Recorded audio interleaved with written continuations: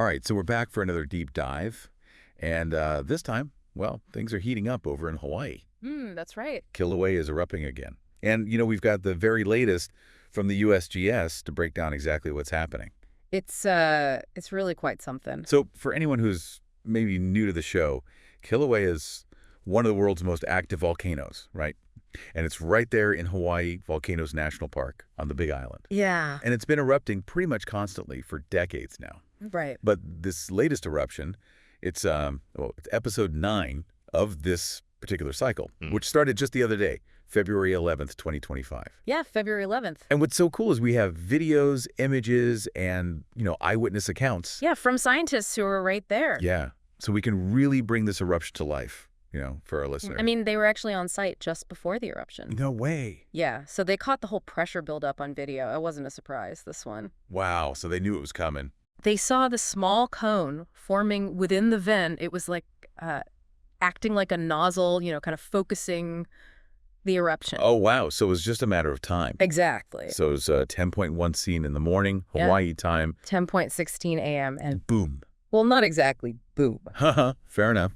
But this huge lava fountain, they said 330 feet high, just shoots up from the north vent. Incredible. I mean, that's taller than the Statue of Liberty. Yeah, it really puts it in perspective, doesn't it? Absolutely. And then all this molten lava, it's like rivers of fire flowing down across the crater floor. The sources mention this incredible phenomenon, Pele's hair. Oh, yeah, I was wondering about that. It's like these strands of volcanic glass formed when the lava droplets stretch and cool in the wind, and it creates this, like a shimmering effect. Oh, wow. Against the backdrop of the eruption. It must be an incredible sight. So we've got these massive lava fountains, rivers of fire, and shimmering volcanic glass. It sounds like something straight out of a movie. Right. And by the evening, the fountains, they had decreased in height, but they were still like 160 to 200 feet high from the north vent. Yeah, that's still pretty high. Totally. And then like 80 to 100 feet from the south vent. Yeah. So still a pretty impressive show, even as things calm down a bit. Yeah, definitely. Now, you mentioned this is episode 9. What does that even mean? Does Kilauea, take breaks? Yeah, well, it's not erupting constantly. Right. It goes through these cycles of heightened activity, and scientists call them episodes. Oh, I see. And this current eruption, is the 9th episode in this cycle. Okay. And the thing is, these episodes, they can last anywhere from a few hours to over a week. Wow. So there's no telling how long this one will go on for. Exactly. I bet there are tons of people, rushing to the national park right now to see this. Oh, absolutely. The sources say people are flocking to overlooks to get the best views, which I can only imagine. Yeah, I mean, who wouldn't want to see this in person, right? Yeah, it must be an incredible sight. But, I mean, it's got to be dangerous, too, right? Being so close to an active volcano. Oh, for sure. Even from a distance, volcanic gas can be hazardous. And those strands of volcanic glass, the Pele's hair, if you inhale them or even if they get on your skin, it can be a problem. Yeah, that makes sense. So even though it's beautiful, it's important to remember that it's still a powerful and unpredictable force of nature. Right. It's a good reminder for all of us to be respectful of nature's power, even when we're admiring its beauty. Absolutely. So we've talked about the visual spectacle, but what about the scientific significance? What makes this eruption so interesting to researchers? Well, each eruption gives scientists more data to try to understand how Kilauea behaves. Right. And maybe even predict future eruptions. They're looking at the lava composition, they're tracking the eruption patterns. It's like this giant puzzle they're trying to solve. So it's not just a show, it's a valuable learning opportunity. Yeah, exactly. And each episode is unique in a way, so they're trying to figure out what makes this one different from the others. So what are some of the things they're looking at specifically this time around? One thing is, how intense this episode has been compared to the previous ones. Oh, okay. I mean, that initial lava fountain shooting up 330 feet, that's pretty significant, Yeah. So they're going to compare all this data to past eruptions and see if they can figure out why this one's been so powerful. So what made this one so special? Yeah. They look at things like seismic activity, before the eruption, and gas emissions, even changes in the ground around the volcano. Oh, wow. So they're looking for clues, basically. Exactly. All those things, they can tell us about what's happening under the surface, what's driving these eruptions. It's amazing how much we can learn from all this data. It really is. And speaking of data, how do scientists actually monitor Kilauea? How do they know what's going on inside? Well, one of the main tools is a network of seismometers. They're placed all around the volcano. Oh, yeah, those things that measure earthquakes. Right, and they can detect even the tiniest tremors and earthquakes, which can be a sign that magma is moving underground. So if there's like a sudden increase in earthquake activity, that could mean an eruption is coming. It could be a warning sign. That's wild. And it's not just like how many earthquakes there are. It's also about the types of seismic waves they produce, Right. Different waves mean different things are happening underground, so it gives scientists a more detailed picture. It's like we have X-ray vision for the volcano. Sort of. Okay, so seismometers, that's one way. What else do they use? GPS. They have GPS stations all over the volcano, too, to track ground deformation. Okay, so how does that work? So as magma rises, it pushes against the Earth's crust, and it causes the ground to change shape, even just a little bit. Really? Yeah, and GPS is sensitive enough to pick up on those changes. Wow, so it's like measuring the volcano's breathing. Exactly, like how it expands and contracts. So they use GPS and seismometers together, and that helps them create a model of what's going on under the surface. That's right. They can see where the magma is, how it's moving, all that stuff. And that helps keep people safe too, right? Oh, yeah, definitely. All that data feeds into early warning systems, so if an eruption seems likely, they can alert people and get them out of harm's way. That's so important. It is. So we've talked about this specific eruption, but let's zoom out a bit. How does this eruption fit into Kilauea's history? I mean, it's been erupting for a while now, right? Right. This is just one small part of a much bigger story, Okay. Kilauea has been erupting pretty much continuously since 1983, Wow.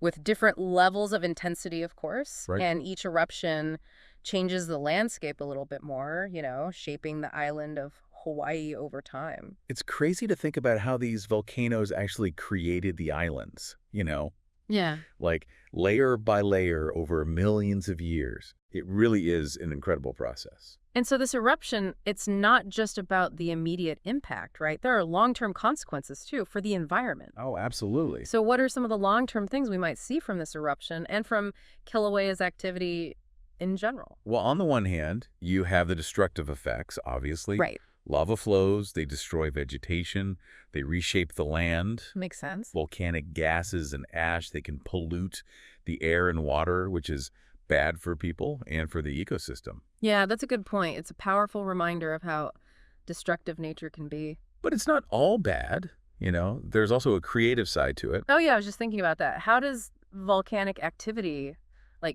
create new things? Well, over time, those lava flows, they cool and harden, and they create new land.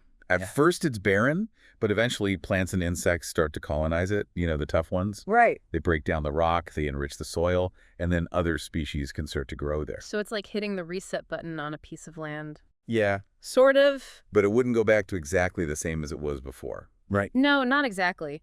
The lava creates new landforms, changes the shape of the land, Okay. and the volcanic rock itself, it affects what kinds of plants and animals can live there. So it's a new chapter, but not a repeat of the old one. Exactly. It's like watching evolution happen in real time. It is. And, we can't forget about the cultural side of this, too. Right. Volcanoes are really important in Hawaiian culture, aren't they? Oh, yeah, they're sacred. And Pele, the goddess of fire and volcanoes, she's a big part of their mythology. Huge part.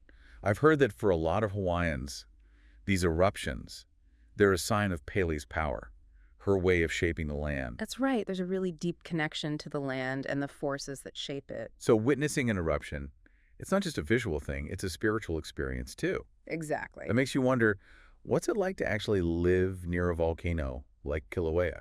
Yeah, it must be amazing, but also a little scary sometimes. I was just thinking that. I mean, it's got to be a challenge, right? Living in the shadow of something so powerful. Definitely, there are challenges. Yeah, I mean, the potential for lava flows, and volcanic gas and earthquakes, it's a constant reality for the people who live near Kilauea. Yeah, but it's not just the physical dangers, right? I mean, living so close to something like that, it must have an impact on, how you see the world, Oh, definitely. I mean, the people who live there, they have such a deep understanding of the volcano and respect for it. It's just part of who they are. The sources say that a lot of residents see the volcano as A source of life, not just a threat. Yeah, it's this really complex relationship, respect, and resilience. Exactly. It's And fascinating. you see that resilience in how they've adapted to living there.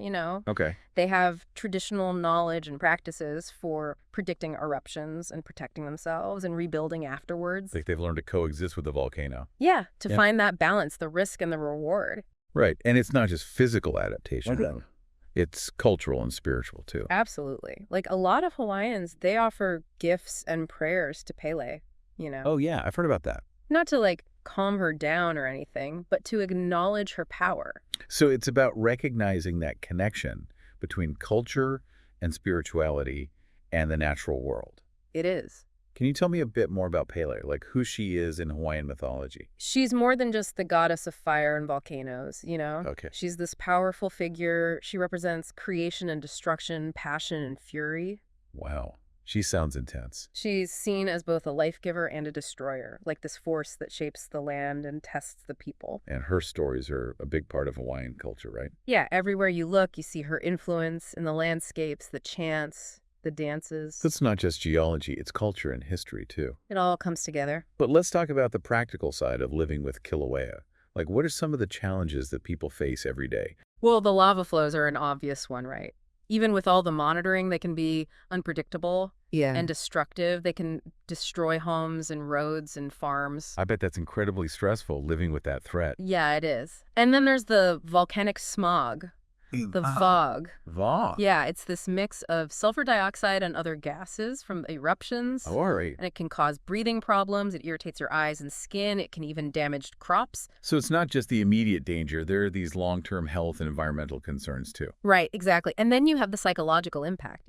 Hmm. The constant awareness of the volcano, the rumbling, the ashfall. It can really affect people. It must take a lot of resilience to live there. It does, but the people who choose to live near Kilauea, they do it for a reason. What do you mean? They feel connected to the land, to their culture, to the volcano itself. It's a reminder that our relationship with nature is complicated. Yeah, it's about understanding the risks, respecting the power, but also appreciating the beauty, the wonder. So as we wrap up our deep dive into Kilauea's latest eruption, what's the main takeaway here? Well, I think we've seen the power of nature, how science helps us understand it, and how deeply connected we are to the Earth. It's been an amazing journey. Kilauea is still erupting, still shaping the land, still inspiring us. And who knows what the future holds? But one thing's for sure, it'll keep captivating us and reminding us of the incredible forces that shape our planet. Thanks for joining us for another deep dive.